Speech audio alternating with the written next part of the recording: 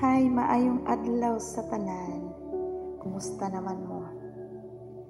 Bagay gustoon ka na. Pag-uho na to ang atong mga pamahagi ba? Kini mo na ang akong gi-share sa inyo ha. Dili lang usa ko mo sayaw-sayaw, morangkada, kay din sa kalibutan dagan jud kay mga kailib ko no. Maibog tang mo sayaw, maibog tang mo kuratsa. Pero importante mga igsoon nga maibog ta sa kabubuton sa Dios. Kanang kabubuton sa Dios may atong kumbatihon karon. Kabubuton ni niya. So nga ganahan mo ni ini kay mo ni pinaka the best. Ganahan man ta nga sayaw-sayaw sa atong mga video, ganahan ta mo kanta-kanta.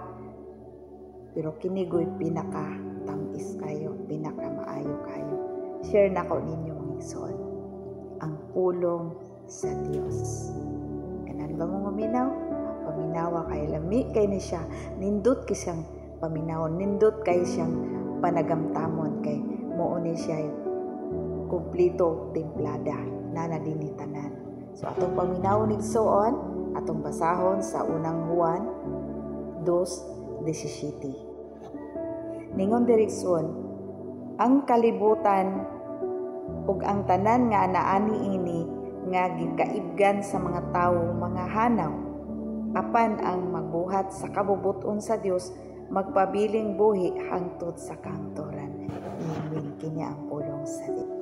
Ang tanan daw nga atong gikaibgan dinhi sa kalibutan mga hanaw lamang, apan ang magbuhat sa kabubuton sa Dios magpabiling buhi hangtod sa kangtoran.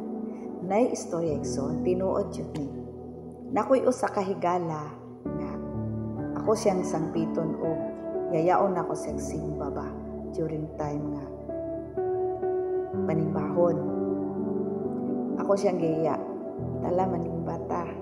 Nya busy kay siya sa kalibutan kay daghan lagi sa gikaibgan sa kalibutan niya. Ang iyang panimalay napuno na sa mga butang. Daghan kay sa pangandoy sang kinabuhi. Na sa balay, na sa sasakyan tanan. Tas nangandoy pa jud siya dili siya makontento mga igsoon.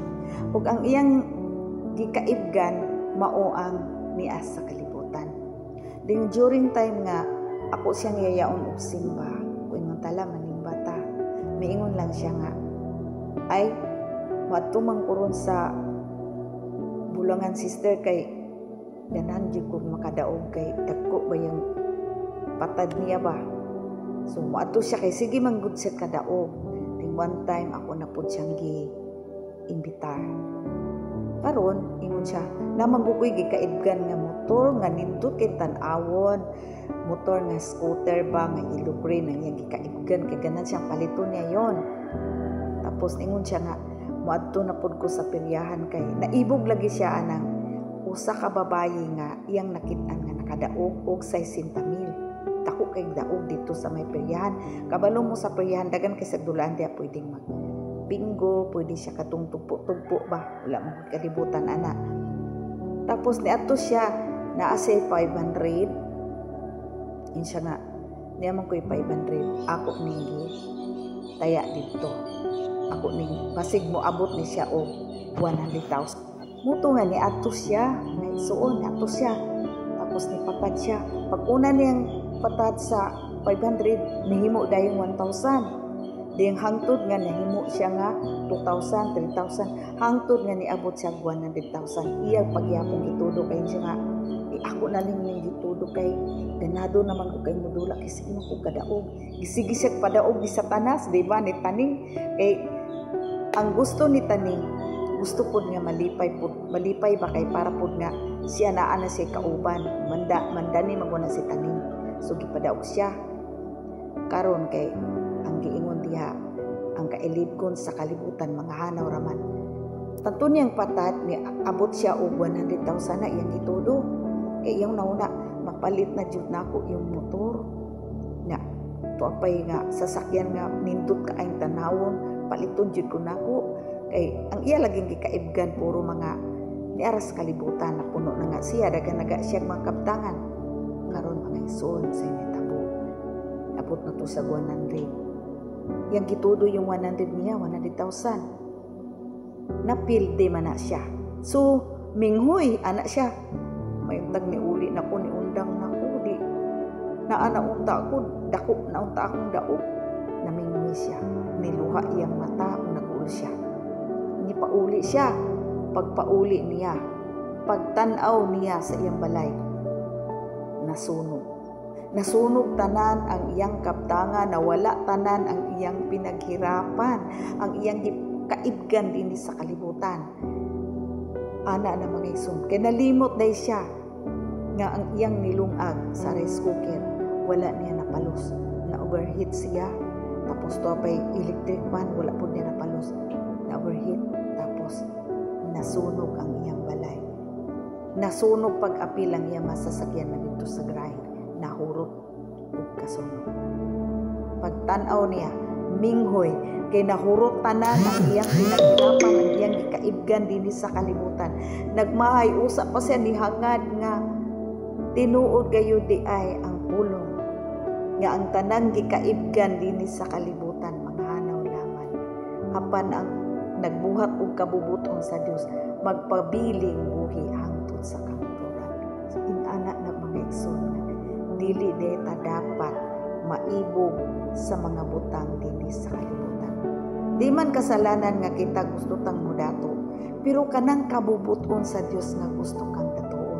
Dili kay kita ang mubuot. Laliman ka, yang gitalikdan ang hagit sa Ginoo. Yang gitalikdan ang invite sa Ginoo. Nga diin siya mga lagad, makailan na siya, moadto na siya sa Ginoo. Ang tanang butang ihatag ra na sa Ginoo. Napa na sa Mateo 6:33 no, kung unahon nato ang Ginoo pagpangalagad sa ato mga kinabuhi, ang tanang mga butang iyara nang idugang diri kanato. Nya dili man kabubuton sa Dios tong iyang gibuhat, kay iya manggiuna man niya ang mga kalibutanon. Iya manggiuna ang tanan nga iyang gikaibgan dinhi sa kalibutan, na kumpleto na siya.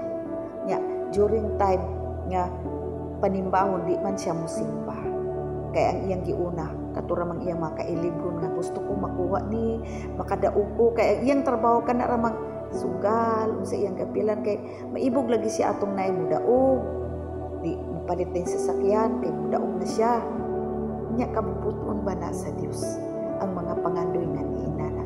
Di na kabubuton sa Dios. Nya ningon man dito nga ang magbuhat sa kabubuton sa Dios, magpabiling buhi hangtod sa kanturan, wa joy pagkawala, wa joy pagkahanaw.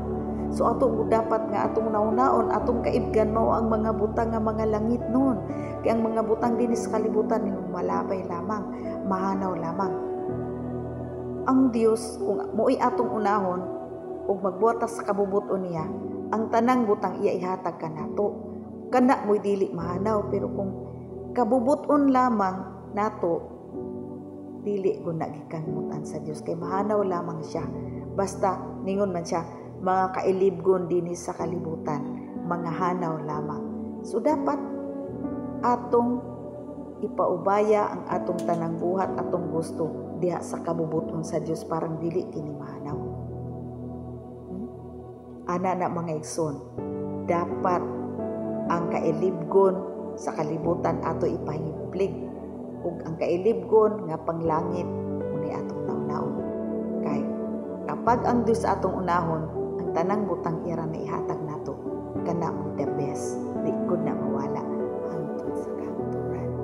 So salamat sa panunood, ug nga naatay nasabtan. O ang Dios